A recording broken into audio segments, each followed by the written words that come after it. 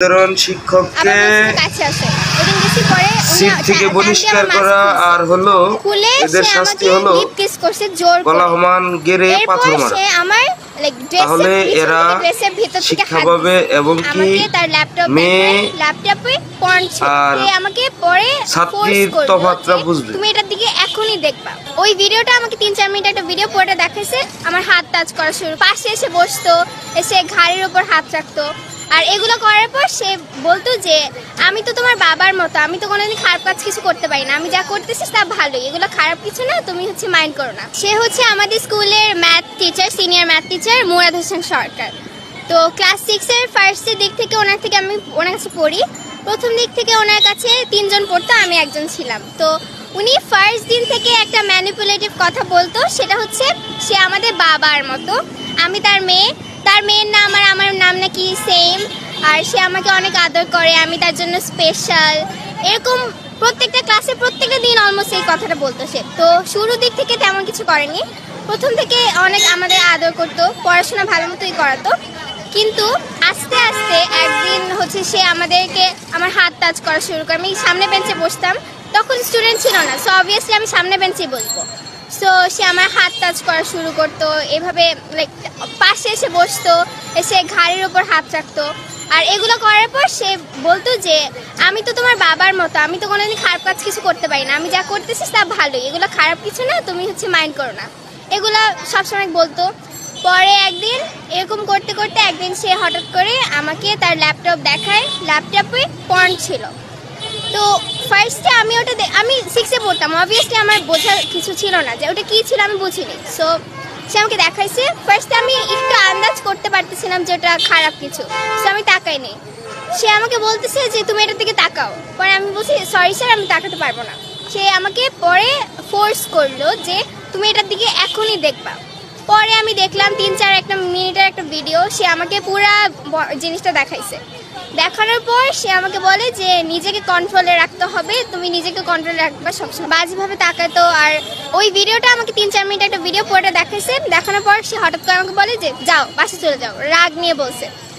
তো এরপর আমি তখন একা ছিলাম কোচিংয়ে, আমার তেমন ফ্রেন্ড ছিল না, 3 জন আর কি থাকবে। তো আমার পরে কয়েকটা ফ্রেন্ড আসছে, এরপর আমার ফ্রেন্ডদের সাথেও সেরকম খুব ভাব দেখাইতো, বলতো তোমরা আমার মেয়ের মতো, আমি কোনোদিন খারাপ কাজ করতে পারি না। তিনি সবসময় যে কাজটা করতো সেটা হচ্ছে তার যত ভালো কাজ আছে সেগুলো ভিডিও করতো, ভিডিও করে এনে আমাদের সবাইকে দেখাইতো আর ম্যানিপুলেট করতো যে দেখো আমি কত ভালো কাজ করি, আমি তো কোনোদিন খারাপ কাজ করতেই পারি না। এই ধরনের জিনিসপত্র দেখে আমাদেরকে এমনভাবে একটা বুঝাইছে যে সে যে কাজ করে সেটা ভালোই, ওটা খারাপ হতে পারে না। সো আমাদের মাইন্ডে ওইটা সেট হয়ে গেছে যে সে যে আমাদের হাত ধরে এই সব করে, এগুলো বাবার মতো করে। আর আমরা ছোট ছিলাম, অবভিয়াসলি বোঝার কোনো উপায় ছিল না। একদিন কোচিংয়ের ছুটি পরে আমি আর আমার ফ্রেন্ড সবসময় একসাথে বাসায় যেতাম। তো ওই দিন আমরা 2 জন ওয়েট করতেছিলাম, উনি আমাদেরকে বলছে যে তোমরা একটু বসো। এরকম মাঝে মাঝে আমাদের বলতো যে ছুটি পরে আমাদের 2 জনকে আলাদা করে বসে থাকতে, উনি আমাদের সাথে কাজ করবে বা ওনার কাজ ছিল। বসেছে, এরপর ওনার ল্যাপটপে আমাদেরকে কিছু একটা দেখাইতেছিল। এরপরে উনি আসছে, এসে আমাদেরকে বলতেছে যে উনি বসেছিল চেয়ারে আর আমরা বেঞ্চে বসেছিলাম। পরে বলতেছে যে তুমি আমার কাছে আসো, তোমরা 2 জন। তো আমরা গেলাম, ওনার পাশে যে দাঁড়াইছি। পরে ফার্স্টে আমাকে ডাকছে, ডেকে বলছে আমার সাথে এসে আমার গায়ের সাথে ঘেঁষে দাঁড়াও। তো আমি একটু সংকোচ বোধ করি, কিন্তু ওনাকে এতটাই ট্রাস্ট করতাম যে আমি চিন্তা করলাম যে উনি তো খারাপ না, উনি ভালো মানুষ। পরে গেলাম যে তারপর উনি পিছন থেকে হাত নিয়ে আমাকে এভাবে হাক করছে, আমার চেস্টে লাগছে। তো আমি বুঝতে পারিনি। এরপর আমার ফ্রেন্ডকেও ডাকছে, এরপর ওকে এরকম হাক করছে। পরে সে আমার ফ্রেন্ডকে বলতেছে যে দেখো তুমি তো আমাকে হাক করতে সংকোচ বোধ করো, কিন্তু আমাকে ইন্ডিকেট করে বলতেছে যে ওর পুরো বডিটা আমাকে দিয়ে দেয়। তো এটা খুবই অফেন্সিভ একটা কথা ছিল। আমার ফ্রেন্ড একটু বুঝতে পারছে যে উনি কেন এই ধরনের কথা বলবে, এটা অবভিয়াসলি শুনতে ভালো শোনা যায় না। তো আমি বুঝতে পারিনি যে উনি আসলে কি মিন করতেছে বা কি করতেছে, এরকম হয়েছে। এরপর আরেকদিন কোচিংয়ের পরে, ওই দিন আমার ফ্রেন্ড ছিল না, তো ওই দিন উনি আমাদের 2 জনকে ডাকছিল, বলছে যে কোচিংয়ের পরে ওনার খাতার কোনো একটা কাজ আছে, এটার জন্য আমাদের থাকতে হবে। তো আমরা গেছি, উনি বেঞ্চে বসেছিল আর আমরা অপোজিটের 2টা বেঞ্চে বসেছিলাম, আমরা 2 জন একসাথে। পরে সে আমার ফ্রেন্ডের মা চলে আসছিলো, কল দিছে ওনার ফোনে, পরে ও চলে গেছে। আর আমার ওর সাথে যাওয়ার কথা, কিন্তু সে আমাকে বলছে যে ওকে যাইতে দাও, তুমি থাকো। আমাকে পরে আমি স্যারকে বললাম, স্যার আমার আম্মু তো আসছে, আমার যাওয়া লাগবে। বলে যে 2 মিনিট থাকো, বেশি টাইম লাগবে না, তুমি থাকো এখানে। পরে আমি থাকলাম। এরপর সে আমাকে বললো যে ওনার যে কোচিংটা শেডি প্লেস, অনেক বেশি একটা শেডি প্লেস, সেখানে 3-4টা রুম নিয়ে একটা পুরো বাসার মতো প্লেসে উনি পড়ায়।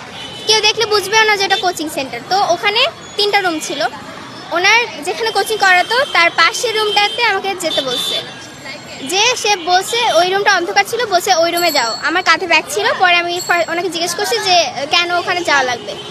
পরে সে বলতেছে যে কাজ আছে, আসো। গেছি আমি, যে উনি বলছে আমার কাঁধে ব্যাগ ছিল, বলছে ব্যাগটা খুলো। পরে আমি স্যারকে জিজ্ঞেস করছি, মানে 2-3 বার জিজ্ঞেস করছি, স্যার কেন ব্যাগ খুলবো, আমার তো বাসায় যাওয়া লাগবে এখন। আমি একটু ভয় পাইতেছিলাম তখন, কারণ পুরো কোচিংয়ে আমি আর উনি একা, আর কেউ ছিল না। তো উনি আমাকে জোর করে ব্যাগটা খুলাইছে, খুলাই বলছে যে তুমি আমার কাছে আসো। তো আমি ভয় ভয় গেছি ওনার সামনে। এরপর উনি হঠাৎ করে এসে আমাকে জোরে টাইট করে জড়ায় ধরছে, ধরে সে আমার কপালে কিস করছে, করে সে দূরে সরে গেছে। পরে বলতেছে যে আমি তোমাকে যা করছি সেটা আমি একদম তোমার বাবার মতো করে করছি, আর কোনো কিছু না, তুমি উল্টাপাল্টা কিছু মিন করো না। আর তুমি যদি এই কথা কাউকে বলো যে আমি তোমাকে হাক করছি, তাহলে স্কুলে তোমার রেপুটেশন, আমি স্কুলে একটা রেপুটেটেড কিড, অ্যান্ড সে বলতেছে যে তুমি যদি এটা কাউকে বলো তাহলে তোমার রেপুটেশন খারাপ হয়ে যাবে, সবাই মনে করবে যে তুমি খারাপ, আর সবাই জেলাস হবে তোমার জন্য। পরে বলতেছে যে আর এটা বারবার আমাকে এইটা করার পর, কাজটা করার পর সে আমাকে বারবার বোঝাতেছিল যে আমি তোমাকে বাবা হিসেবেই করছি। তো আমি একটা বাচ্চা হিসেবে তখন আমি বুঝতে পারিনি যে সে কি মিন করতে চাইছে। পরে আমি ওনাকে বিশ্বাস করছি, তখন আমি ওনাকে বিশ্বাস করছি যে না, উনি ভালো মানুষ, উনি খারাপ কিছু করেনি।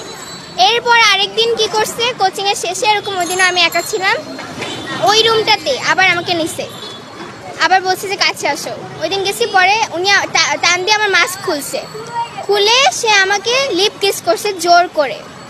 এরপর সে আমার ড্রেসের পিছন থেকে, ড্রেসের ভিতর থেকে হাত দিছে। পরে আমি দূরে সরে গেছি একটু, কারণ আমার সেটা ভালো লাগে না। আমি বুঝতে পারতেছিলাম যে হয়তো সে খারাপ কিছু করার চেষ্টা করতেছে। পরে আমি দূরে সরে যাই। এরপর সে আমার দিকে রাগের চোখে বলতেছে বাসা যা, এরকম করে বলছে, চিল্লাই বলছে যে বাসা যা। এরপর আমি চলে গেছি। এরপরে উনি এরকম আরও অনেকের সাথে উনি এই কাজটা, এখন আমরা বিচার চাচ্ছি। আমাদেরকে গতকাল যে নোটিশ দেওয়া হয়েছে তাকে প্রত্যাহার করা হয়েছে, কিন্তু প্রত্যাহার করে তো কোনো লাভ নেই, সে অন্য ব্রাঞ্চে যেও একই কাজ করবে, অন্য ব্রাঞ্চে অনেক মেয়ে আছে। সো আমরা চাই যে তাকে বহিষ্কার করা হোক পুরো স্কুল থেকে, এবং তার লাইসেন্সটা নিয়ে নেওয়া হোক।